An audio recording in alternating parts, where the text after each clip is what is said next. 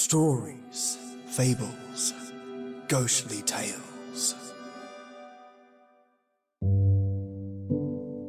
Listeners, welcome to your one-stop storytelling podcast shop, where I'll be sharing with you today something different. I've managed to locate an old English set of poems by Alfred Noyes, whose last name looked like his family couldn't quite decide on whether their last name would be yes or no. So they settled for Noyes, spelt no and yes together.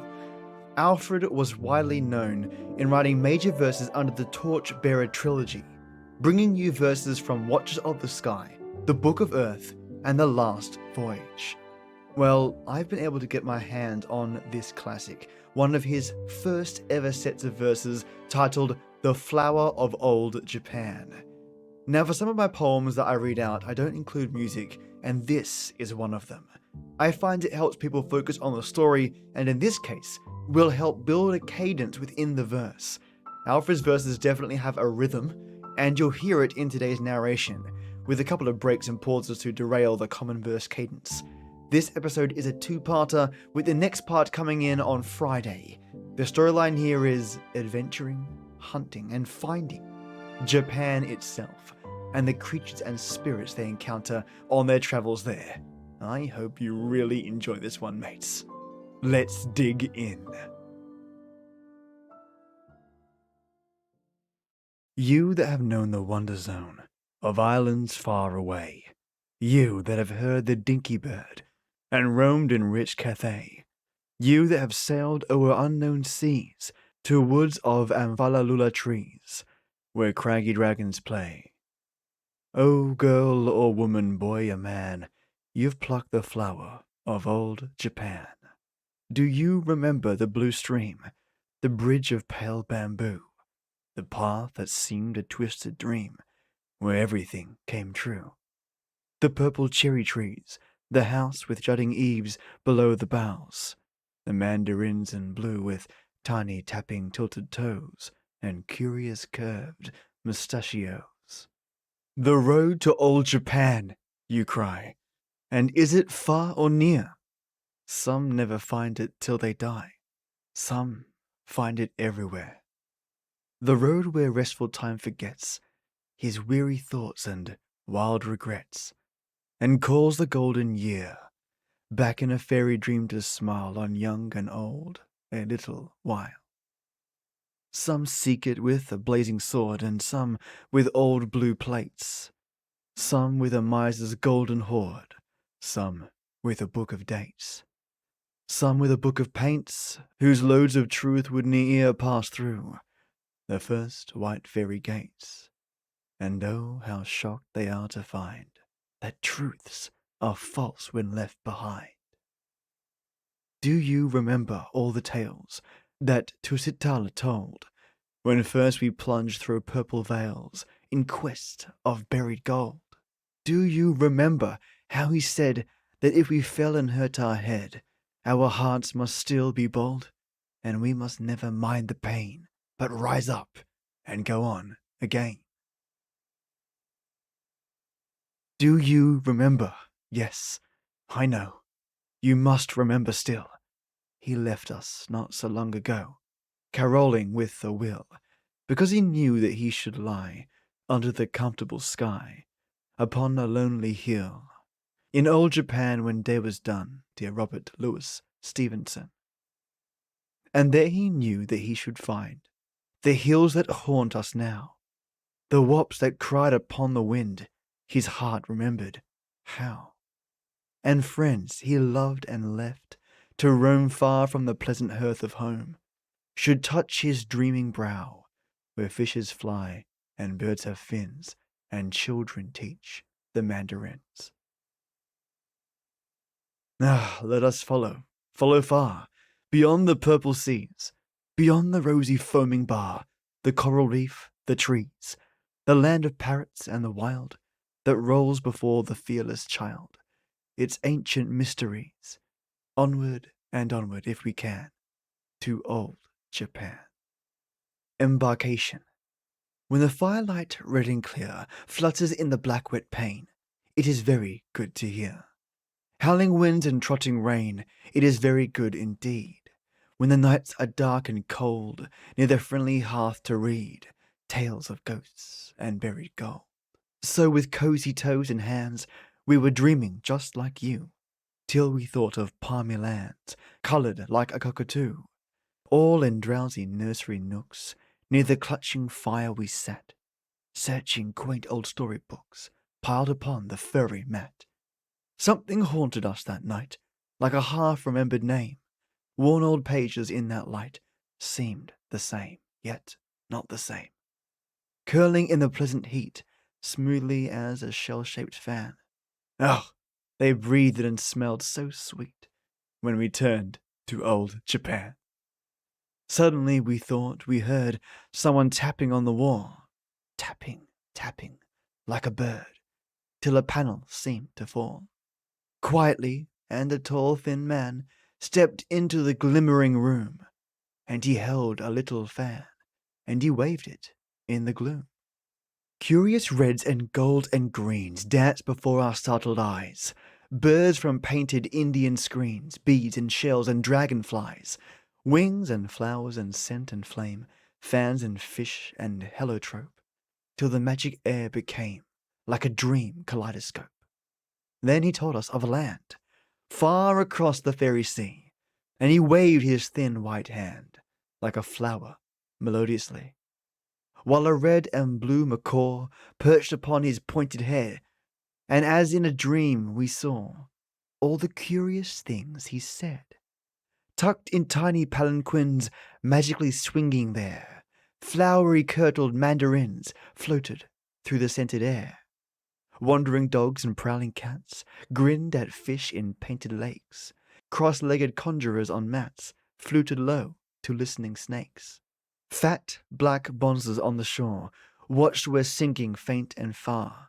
Boys in long blue garments bore roses in a golden jar. While at carven dragon ships, floating over that silent sea, squat-limbed gods with dreadful lips leered and smiled mysteriously.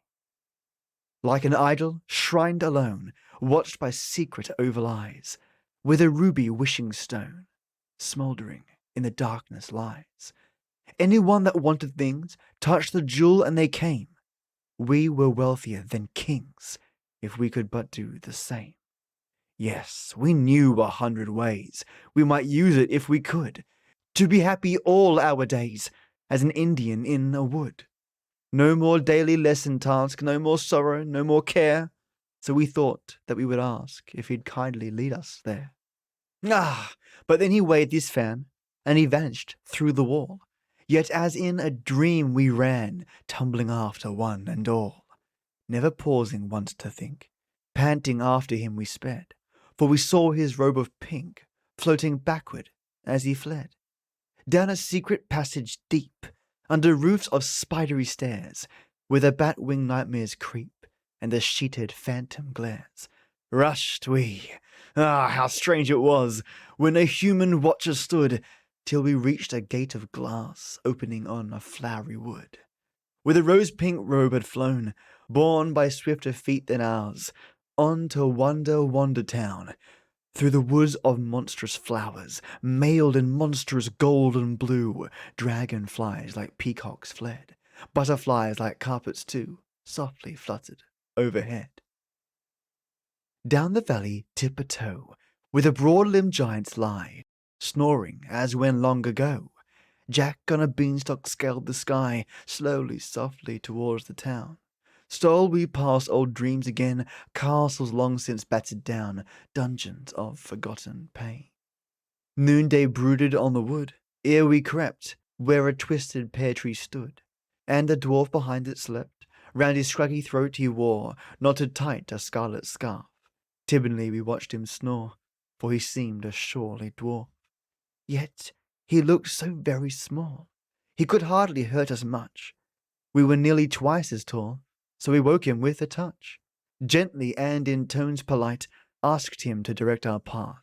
Oh, his wrinkled eyes grew bright, green with ugly gnomish wrath.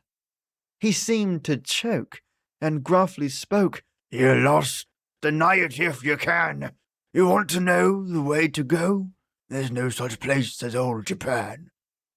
You want to seek? No, no, don't speak. You mean you want to steal a fan?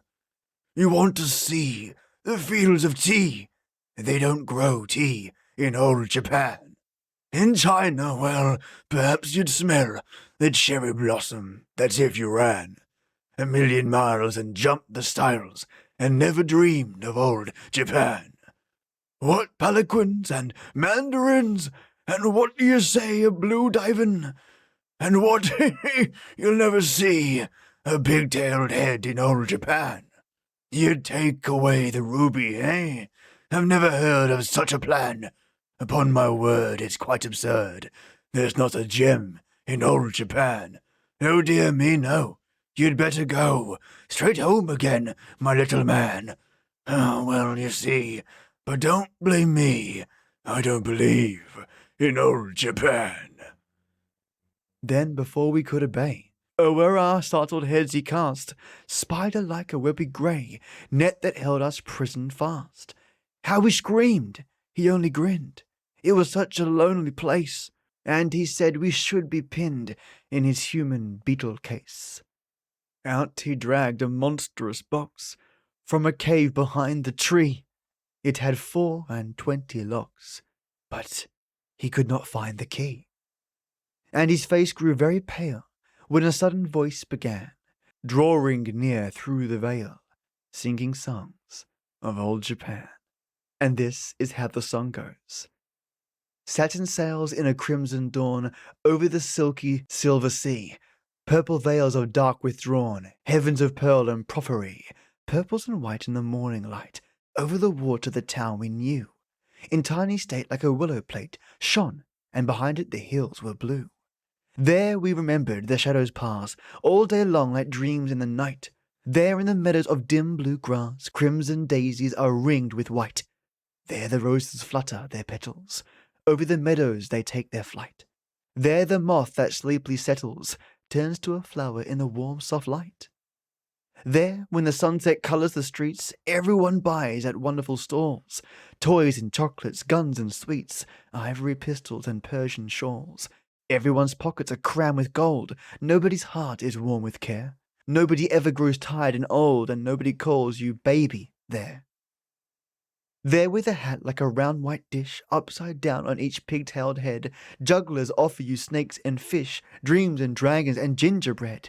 Beautiful books with marvellous pictures, painted pirates and streaming gore, and everyone reads without any strictures, tales he remembers for evermore. There when the dim blue daylight lingers, listening, and the west grows holy, singers crouch with their long white fingers, floating over the zither slowly. Paper lamps with a peachly bloom burn above on the dim blue bough, while the zithrons glid the gloom. With curious music, I hear it now. Now! And at that mighty word, holding out his magic fan, through the waving flowers appeared, suddenly, the tall, thin man. And we saw the crumpled dwarf trying to hide behind the tree, but his knotted scarlet scarf made him very plain to see. Like a soft and smoky cloud, passed the webby net away, while its owners squealing loud, down behind the pear tree lay. For the tall thin man came near, and his words were dark and gruff, and he swung the dwarf in the air by his long and scraggy scruff. There he kicked, whimpering, but our rescuer touched the box, open with a sudden spring, clashed the 24 locks. Then he crammed the dwarf inside, and the locks all clattered tight. 24 times he tried, whether they were fastened right. Ah, he led us on our road, showed us wonder town. Then he fled, behind him flowed once again the rose-pink gown. Down the long deserted street, all the windows winked like eyes, and our little trotting feet echoed to the starry skies. Low and long for evermore, with a wonder sea, whispers to the wistful shore, purple songs of mystery. Down the shadowy quay we came, though it hides behind the hill, you will find it just the same, and the seamen singing still. There we chose a ship of pearl, and a milky silken sail, seemed by magic to unfurl, puffed before a fairy gale.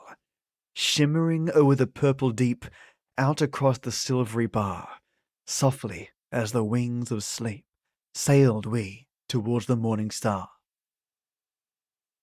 Over us the skies were dark, yet we never needed light. Softly shone our tiny bark, gliding through the solemn night. Softly bright our moonly gleam glimmered o'er the glistening waves, like a cold sea maiden's dream, globbed in twilight ocean caves. So all night our chaloupe passed many a haunt of old desire, blurs of savage blossom massed, red above a pirate fire, huts that gloomed and glanced among fruitage dipping in the blue, songs the sirens never sung, shores Ulysses never knew. All our fairy rigging shone, richly as a rainbow scene, where the moonlight floats upon gossamers of gold and green. All the tiny spars were bright, beaten gold the bowsprit was, but our pilot was the night, and our chart, our looking-glass. Part 2. The Arrival.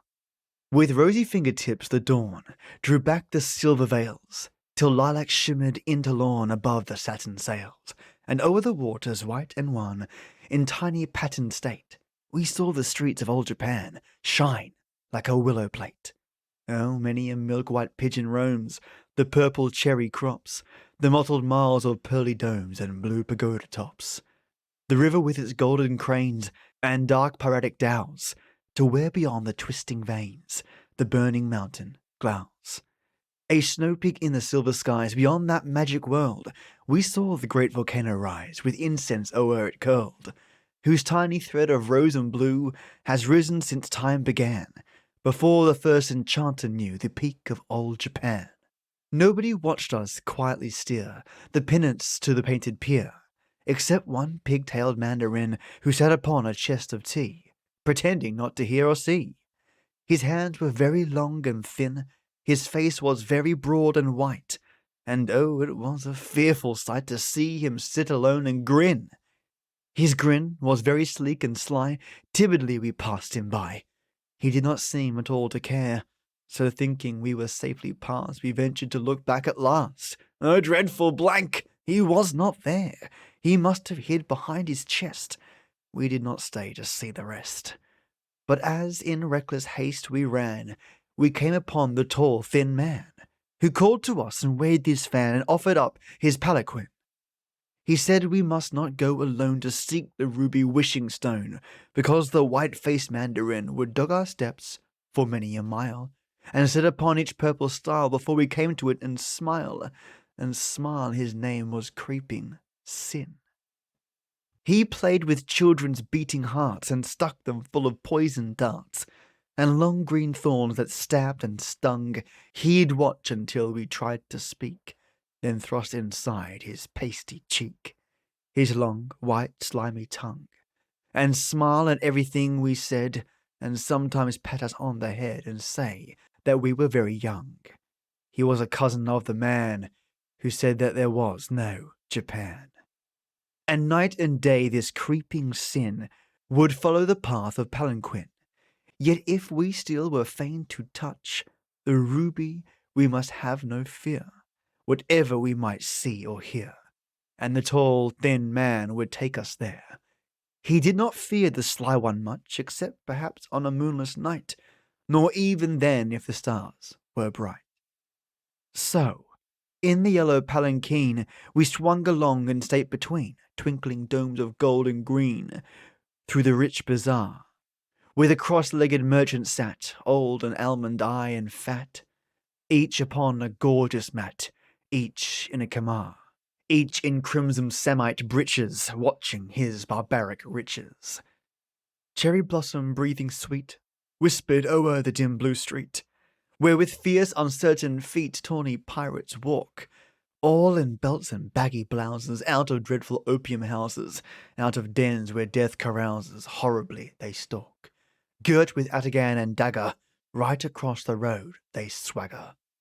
And where the cherry orchards blow, we saw the maids of Miyako, swaying softly to and fro.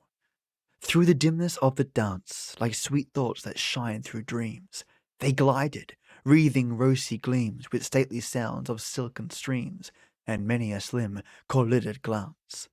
Then fluttered with tiny rosebud feet to a soft frou-frou and a rhythmic beat, as the music shimmered, pursuit, retreat.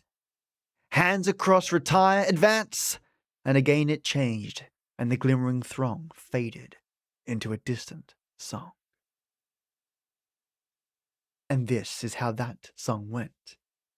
The maidens of Miyako dance in their sunset hours, deep in the sunset glow, under the cherry flowers, with dreamy hands of pearl floating like butterflies. Dimly the dancers whirl as the rose light dies, and their floating gowns, their hair upward with curious pins, fade through the darkening air with the dancing mandarins. And then, as we went, the tall thin man explained the manners of old Japan. If you pitied a thing, you pretend to sneer. Yet if you were glad, you ran to buy a captive pigeon and let it fly. And if you were sad, you took a spear to wound yourself for fear your pain should quietly grow less again. And again he said, if we wish to find the mystic city that enshrined the stone so few on earth had found, we must be very brave. It lay 100 haunted leagues away, past many a griffin-guarded ground, in depths of dark and curious art, where passion flowers enfold apart the temple of the flaming heart, the city of the secret wound. About the fragrant fall of day, we saw beside the twisted way a blue-domed tea-house bossed with gold. Hungry and thirsty, we entered in. How should we know what creeping sin had breathed in that emperor's ear who sold his own dumb soul for an evil jewel to the earth god, blind and ugly and cruel? We drank sweet tea as his tale was told in a garden of blue chrysanthemums, while a drowsy swarming of gongs and drums out of the sunset dreamily rolled. But as the murmur nearer drew, a fat black bonze in a robe of blue suddenly at the gate appeared, and close behind with that evil grin. Was it creeping sin? Was it creeping sin? The bonze looked quietly down and sneered. Our guide! Was he sleeping? We could not wake him. However, we tried to pinch and shake him. Nearer, nearer the tumult came, till, as a glare of sound and flame, blind from a terrible furnace door, blares of the mouth of a dragon blazed, the seething gateway deaf and dazed. With the clanging and the wild uproar, we stood while 1,000 oval eyes gaped our fear with sick surmise. Then, as the Dead Sea parted asunder, the clamour clove with the sound of thunder. In 2 great billows, and all was quiet. Gaunt and black was the planking that came in dreadful state between. The frozen waves of the wild-eyed riot, curling back from the breathless track of the nameless one who is never seen. The close-drawn curtains were thick and black, but wizen and white was the tall, thin man, as he rose in his sleep. His eyes were closed, his lips were wan. He crouched like a leopard that dares not leap. The bearers halted. The tall, thin man, fearfully dreaming, waved his fan with wizard fingers to and fro, while with a whimper of evil gleam, the nameless emperor's mad moon-she stepped in front of us, dark and slow, with a word of the doom that he dared not name. But over the ground as he spoke, there came tiny circles of soft blue flame. Like ghosts of flowers they began to glow and flow like a moonlit brook between our feet and the terrible palanquin. But the moon-she wrinkled his long, thin eyes and sneered, "Have you stolen the strength of the skies?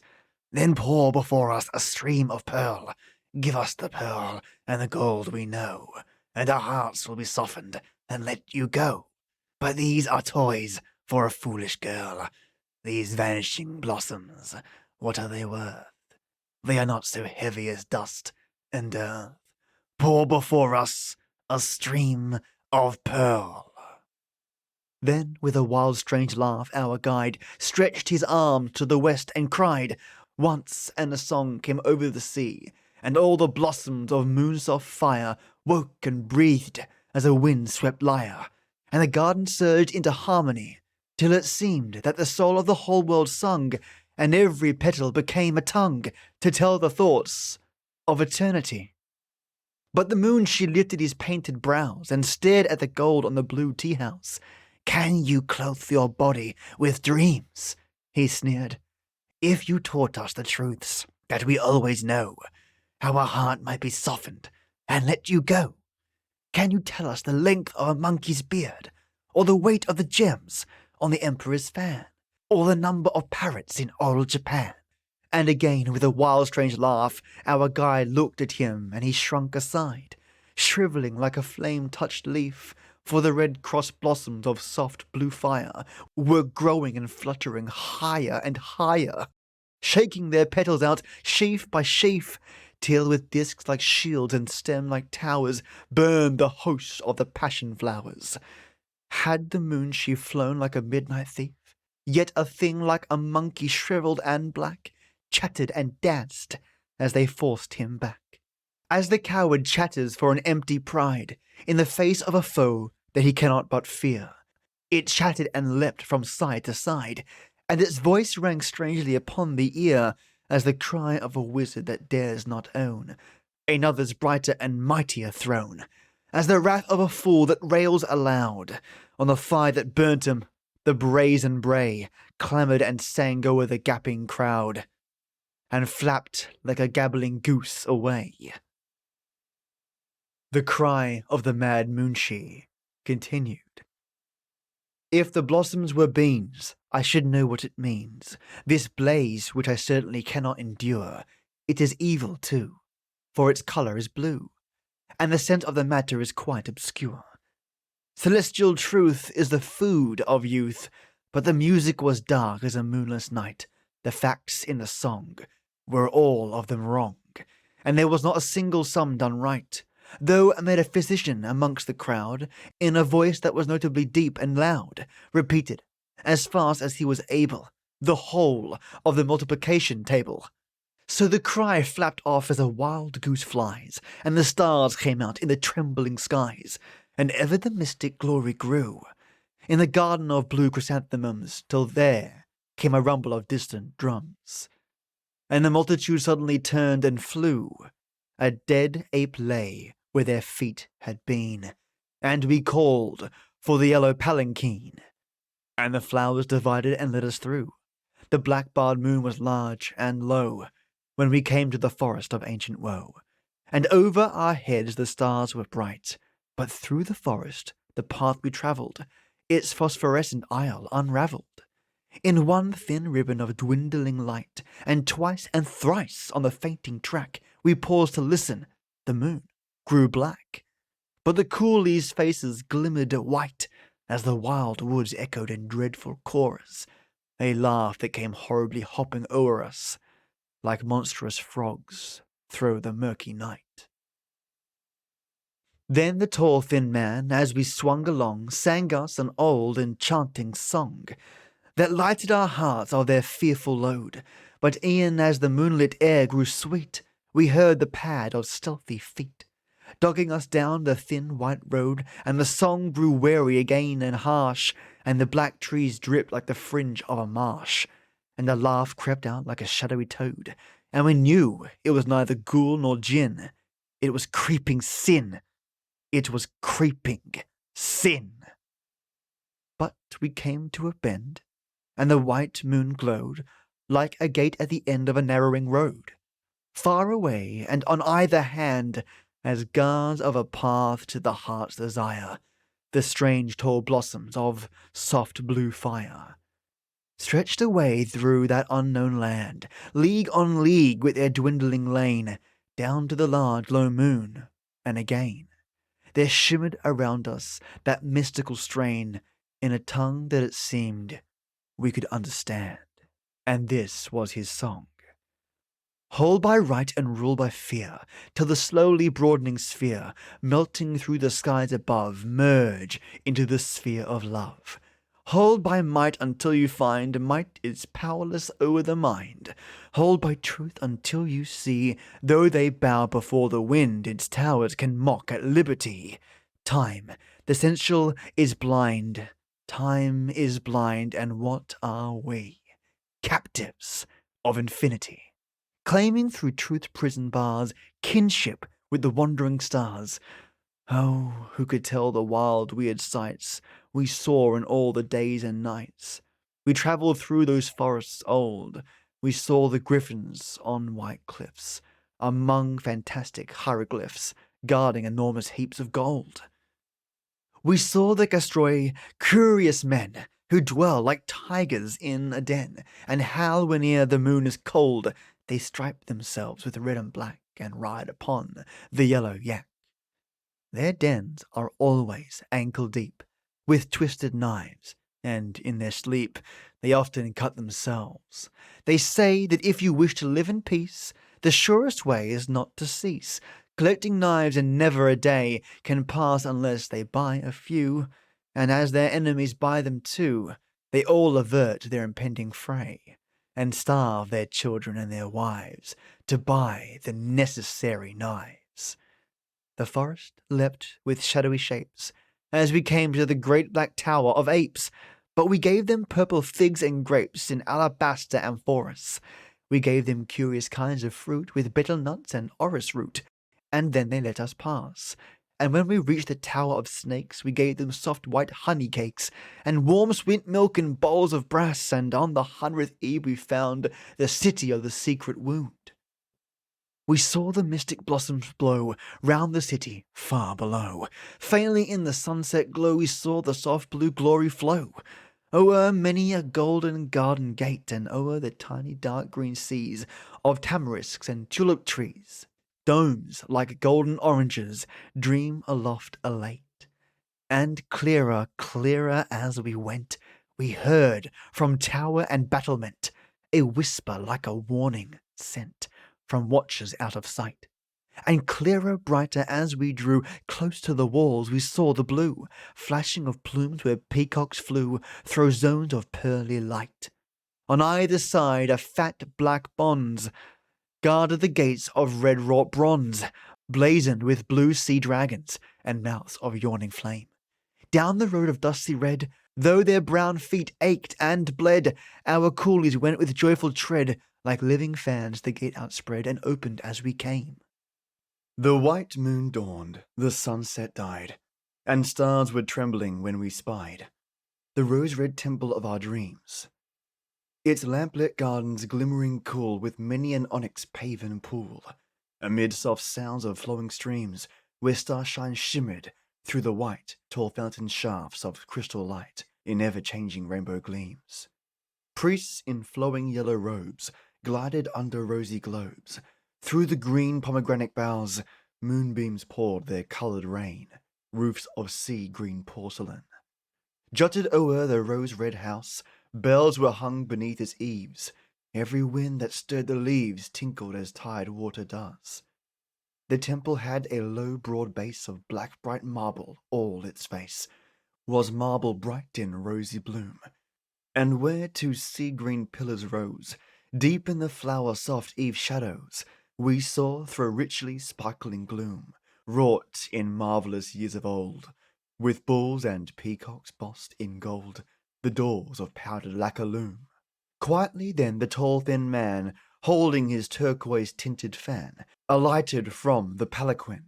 We followed, never painter dreamed, or how the dark rich temple gleamed, with gules of jewelled gloom within, and as we wandered near the door, a priest came o'er the polished floor, in sandals of soft serpent skin.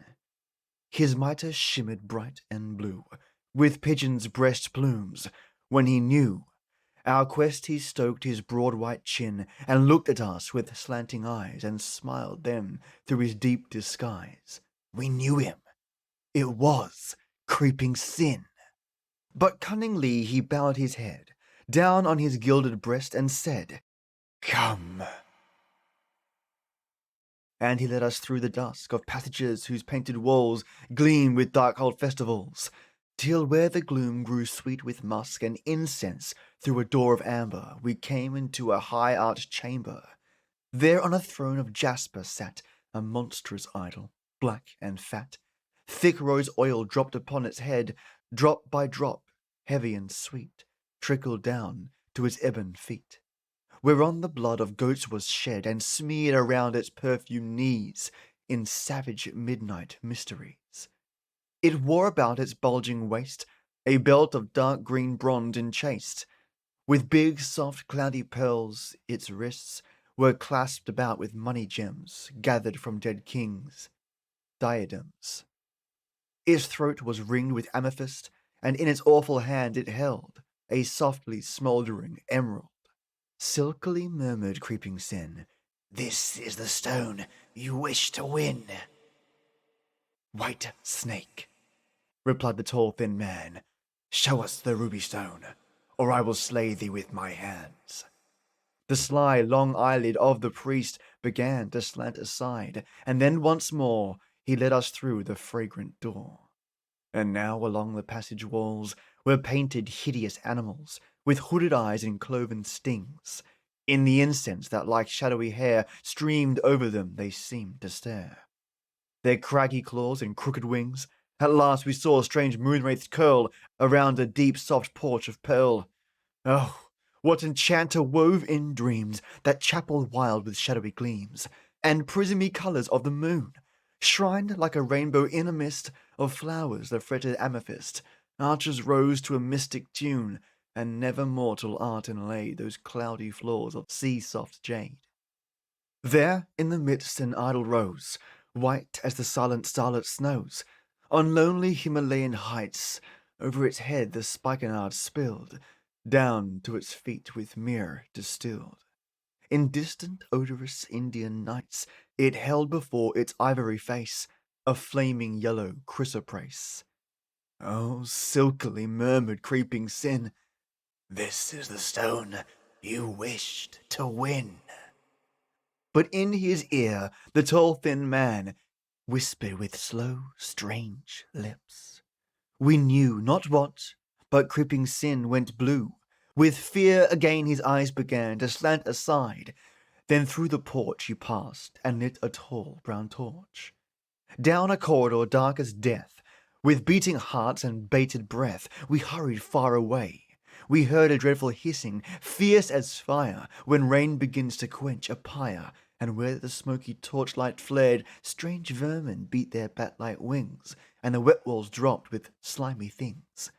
And darker, darker wound the way, beyond all gleams of night and day, and still that hideous hissing grew, louder and louder on our ears, and tortured us with eyeless fears. Then suddenly the gloom turned blue, and in the wall a rough rock cave gaped like a phosphorescent grave. And from the purple mist within there came a wild, tumultuous din of snakes that reared their heads and hissed, as if a witch's cauldron boiled. All round the door great serpents coiled, with eyes of glowing amethyst, whose fierce blue flames began to slide, like shooting stars, from side to side.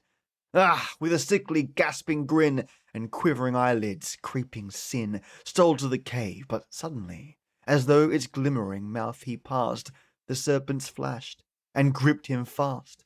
He wriggled and gave one awful cry, then all at once the cave was cleared. The snakes with their victim had disappeared. And fearlessly the tall thin man opened his turquoise-tinted fan, and entered, and the mists grew bright, and we saw that the cave was diamond hall, lit with lamps for a festival. A myriad globes of coloured light went gliding deep in its massy sides, like the shimmering moons in the glassy tides, where a sea king's palace enchants the night. Gliding and flowing, a glory and wonder, through each other and over and under, the lucent orbs of green and gold, bright with sorrow or soft with sleep, in music through the glimmering deep, over their secret axles rolled, and circled by the murmuring spheres, we saw, in a fame of frozen tears, a mirror that made the blood run cold. For when it came to it, we found it imaged everything around, except the face that gazed in it. And where the mirror face should be, a heart-shaped ruby, fierily, smouldered, and round the frame was writ, "Mystery time and tide shall pass. I am the wisdom looking glass. This is the ruby none can touch. Many have loved it overmuch. His fathomless fires flutter and sigh, being as images of the flame that shall make earth and heaven the same, when the fire of the end reddens the sky, and the world consumes like a burning pall, till where this is nothing, there is all. So we looked up at the tall, thin man, and we saw that his face grew sad and wan. Tears were glistening in his eyes. At last, with a breaking sob, he bent his head upon his breast and went. Swiftly away, with dreadful cries, we rushed to the softly glimmering door and stared at the hideous corridor. But his robe was gone, as a dream that flies. Back to the glass in terror we came, and stared at the writing round the frame. We could not understand one word, and suddenly we thought we heard the hissing of the snakes again. How could we front them all alone? Oh, madly we clutched at the mirrored stone, and wished we were back on the flowery plain, and swifter than thought, and swift as fear, the whole world flashed, and behold, we were there. Yes, there was the port of old Japan, with its twisted patterns white and wan, shining like a mottled fan. Spread by the blue sea, faint and far away we heard once more a sound of singing on the shore, where the boys in blue kimonos bore roses in a golden jar. And we heard, where the cherry orchards blow, the serpent charmers fluting low, and the songs of the maidens of Miyako. And at our feet unbroken lay the glass that had whirled us thither away, and in the grass among the flowers we sat and wished all sorts of things. Oh, we were wealthier than kings. We ruled the world for several hours, and then it seemed we knew not why. All the daisies began to die.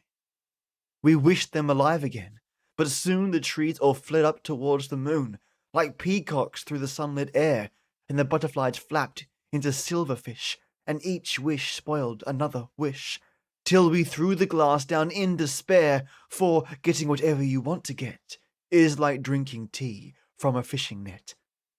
At least we thought we'd wish once more that all should be as it was before, and then we'd shatter the glass if we could. But just as the world grew right again, we heard a wanderer out of the plain, singing what none of us understood. Yet we thought that the world grew thrice more sweet, and the meadows were blossoming under his feet. And we felt a grand and beautiful fear, for we knew that a marvelous thought drew near.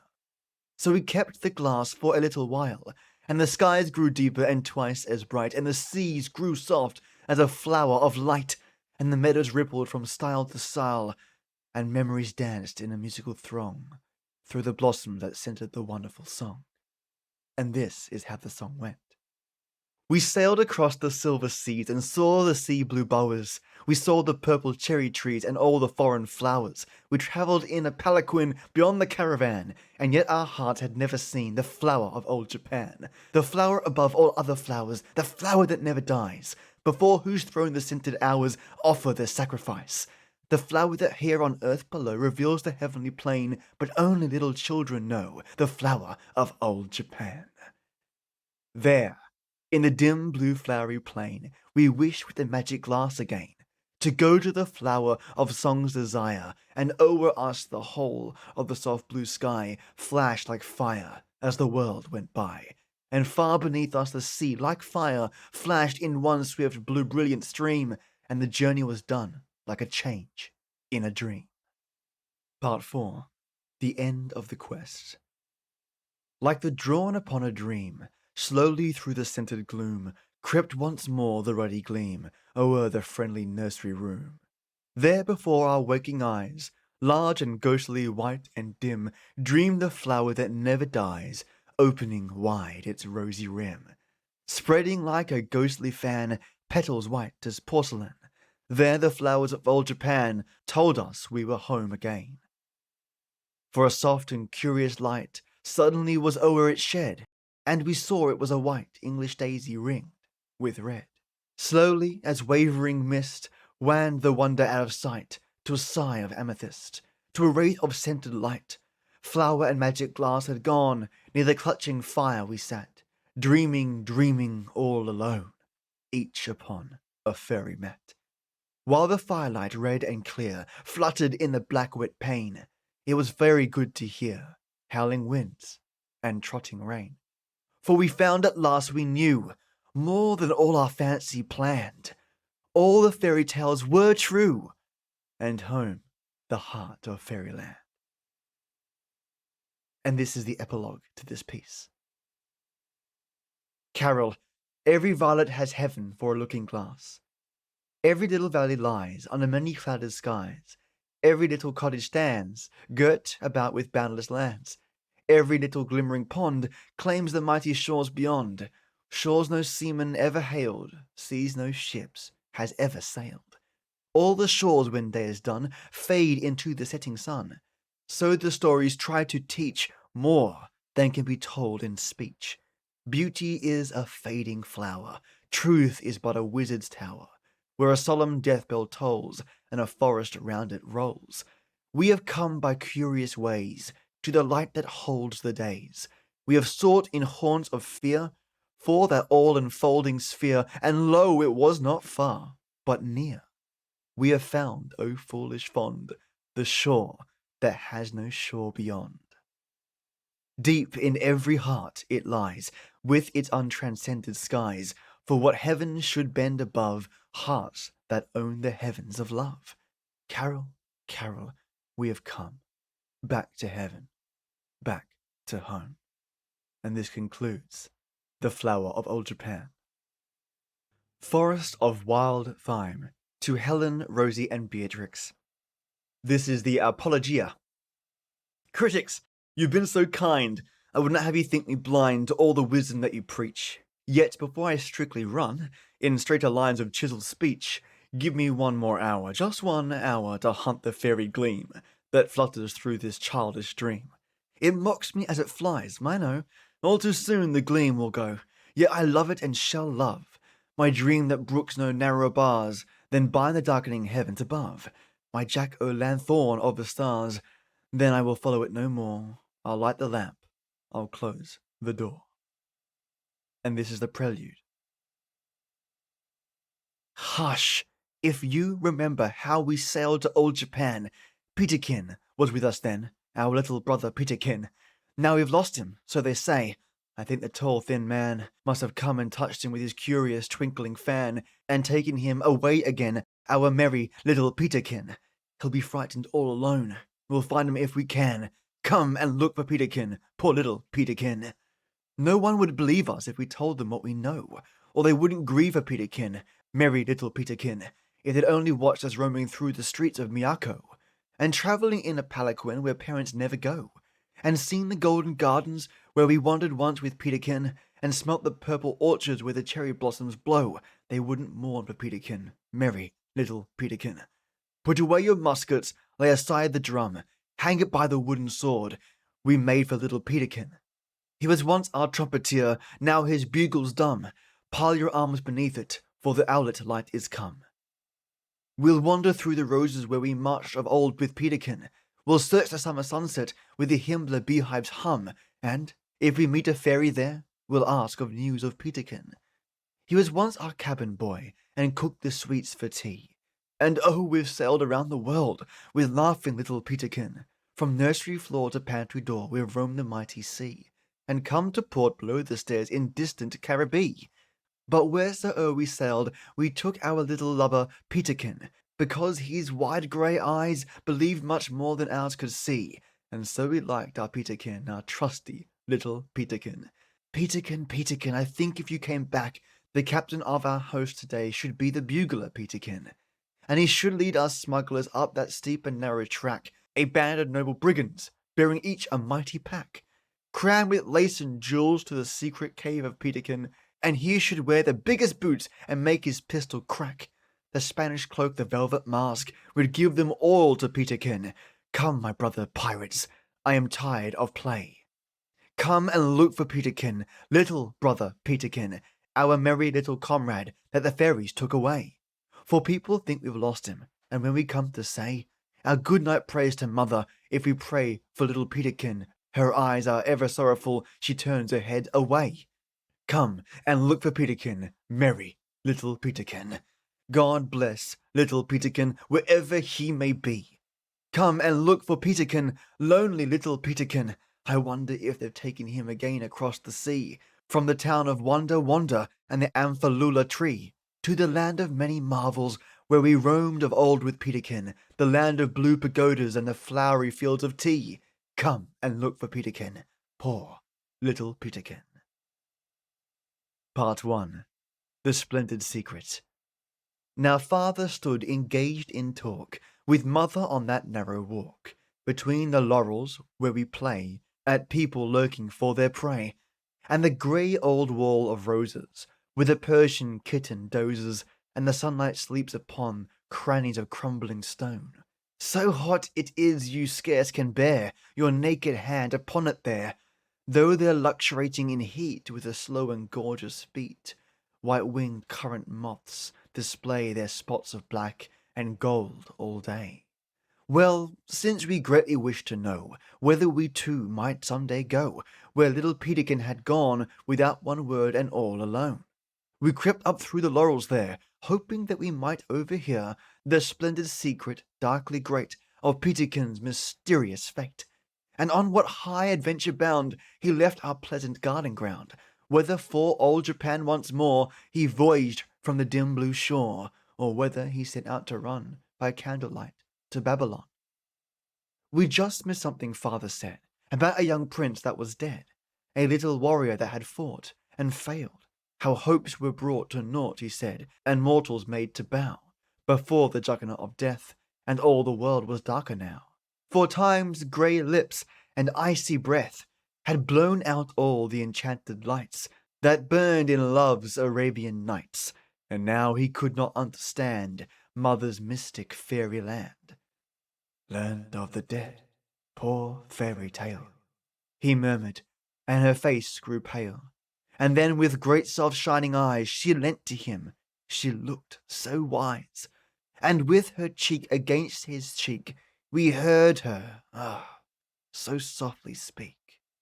Husband, there was a happy day, long ago, in lover's young May, when a wildflower in your hand, you echoed that dead poet's cry, little flower, but if I could understand.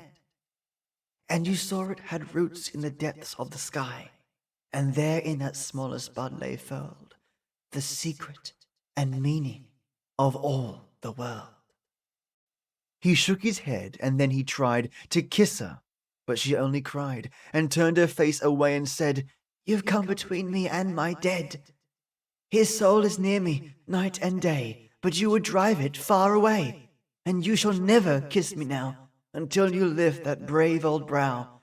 Oh, faith, I know so well, or else refute the tale Skylark tells, tarnish the glory of that May, explain the smallest flower away. And still he said, Poor fairy tales, how terribly their starlet pales before the solemn sun of truth that rises o'er the grave of youth. Is heaven a fairy tale? She said, and once again he shook his head, and yet we ne'er could understand why heaven should not be fairyland, a part of heaven at least, and why. The thought of it made mother cry, and why they went away so sad, and father still quite unforgiven, for what could children be but glad to find a fairyland in heaven?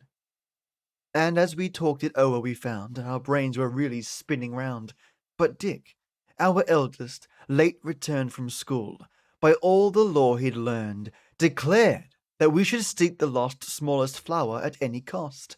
For since when its leaves lay furled, the secret of the whole wide world, he thought that we might learn therein the whereabouts of Peterkin. And if we found the flower, we knew father would be forgiven too, and mother's kisses atone for all the quarrel by the rose-hung wall.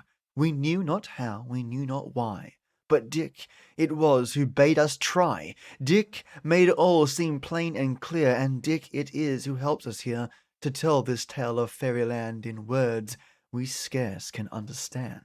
For ere another golden hour had passed, our anxious parents found we'd left the scented garden ground to seek the smallest flower. Part 2. The First Discovery. Oh, grown-ups cannot understand, and grown-ups never will, How short's the way to fairyland across the purple hill. They smile, their smile is very bland. Their eyes are wise and chill, and yet, at just a child's command, the world's an Eden still. Under the cloudy lilac tree, out at the garden gate, we stole, a little band of three, to tempt our fairy fate. There was no human eye to see, no voice to bid us wait. The gardener had gone home to tea. The hour was very late.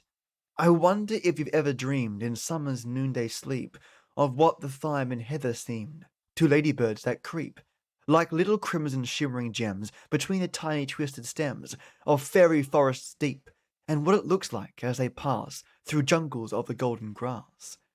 If you could suddenly become as small as thing as they, a small child, a new Tom Thumb, a little gauze-winged fay, oh then, as though the mighty shades of wildthyme woods and violet glades, you groped your forest way.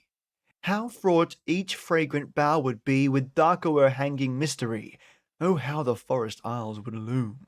What wondrous wings would beat through gloamings loaded with perfume, in many a rich retreat, while trees like purple censers bowed and swung beneath a swooning cloud, mysteriously sweet.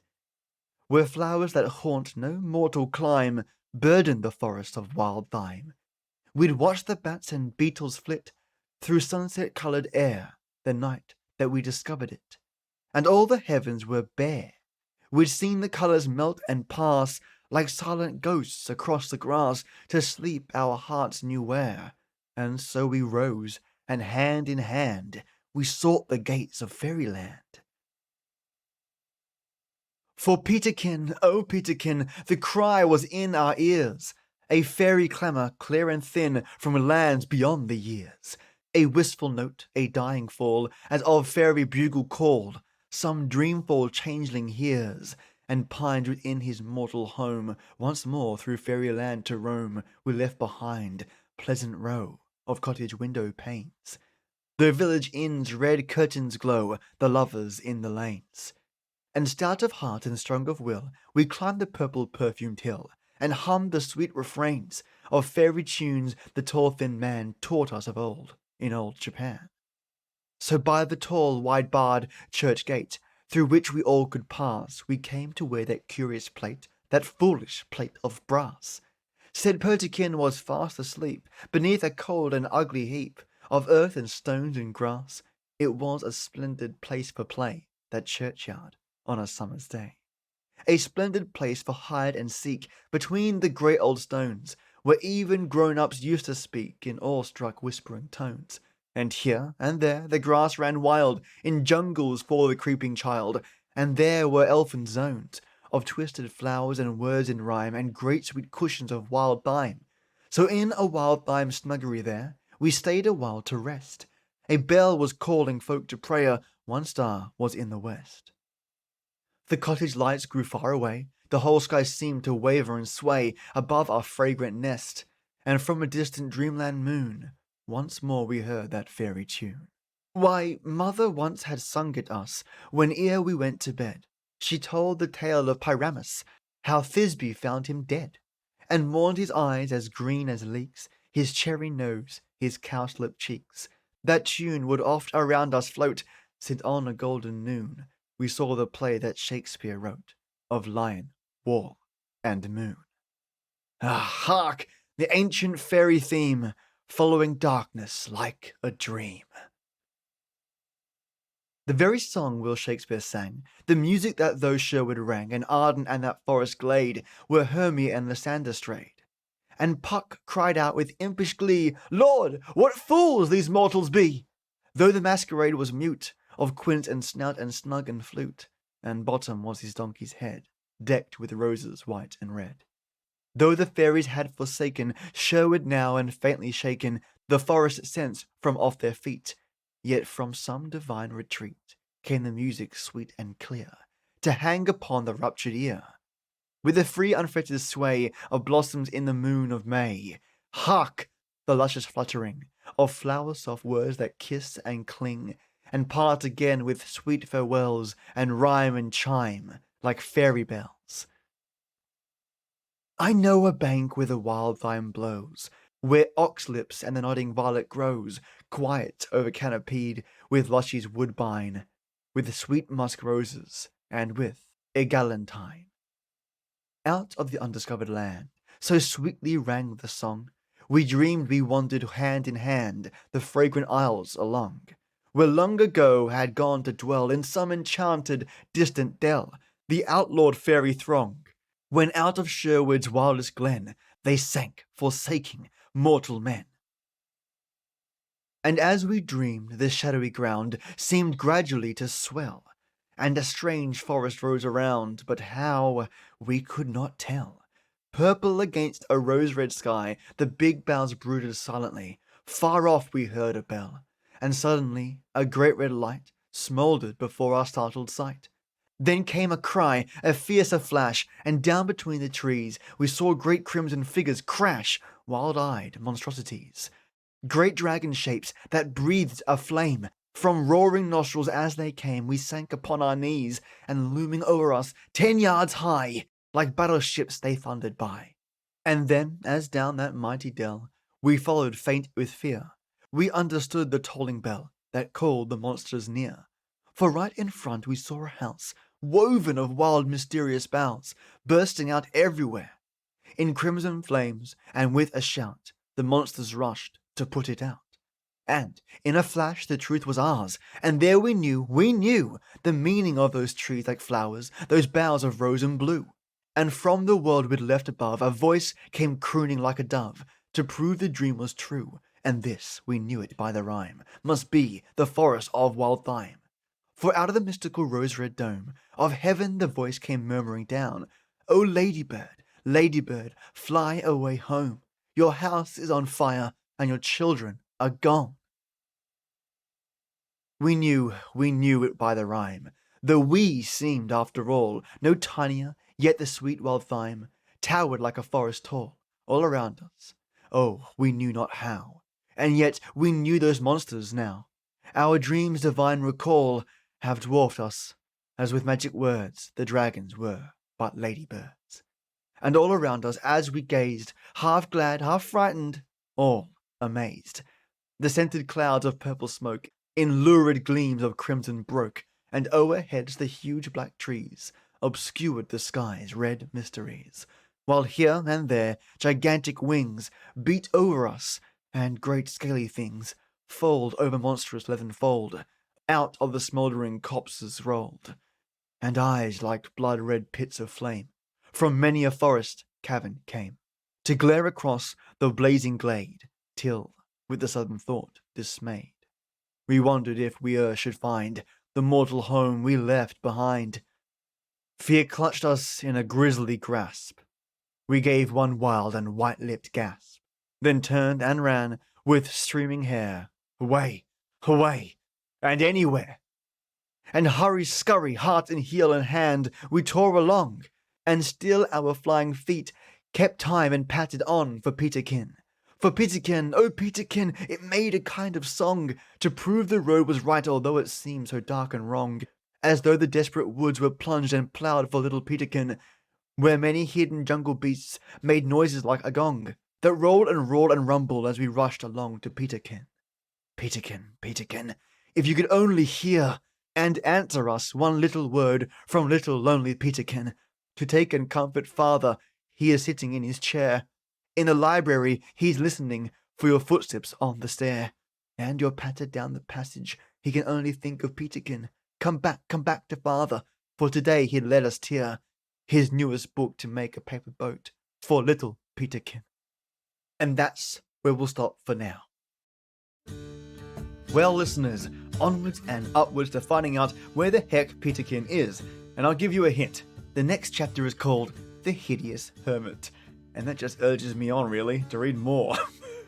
Listeners, thank you so much for your time. If you want to support the show, visit my Patreon page, where you're free to donate as much as you like, with every contribution flying straight back into production. Visit the webpage www.patreon.com/SFGT. Now, I want to thank the amazing peeps that already donate to this podcast and help it move and shake. First up is my own Nighty Titan, my megastar Maya, the Queen of Cats. Thank you, Maya, for your constant support. I'm able to reach out to more authors than before, and also support people that keep old-time radio shows intact, whilst also finding ways to give back to the community in this space. Thanks to you, I'm able to think outside the box and push the envelope regarding where I source my episodes, which is really, really fun. Thank you, mate, immensely. Your donation hurdles this podcast into space at every upload and after every month. Thanking your awesome support.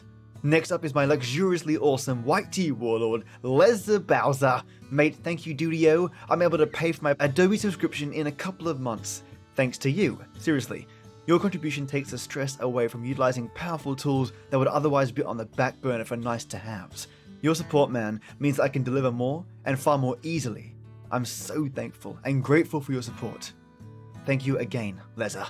And my second white tea warlord, the sorceress of unique facts and know-how, Paige Kramer. Mate, I'm constantly finding ways to ensure that your support is put to good use and covering off subscription costs just like Leza, but also covering off one-off lifetime costs for software such as Filmora X that helps me to edit video footage and episodes really quickly, without having to rely on burly programs like Adobe Premiere, which can also be a nightmare.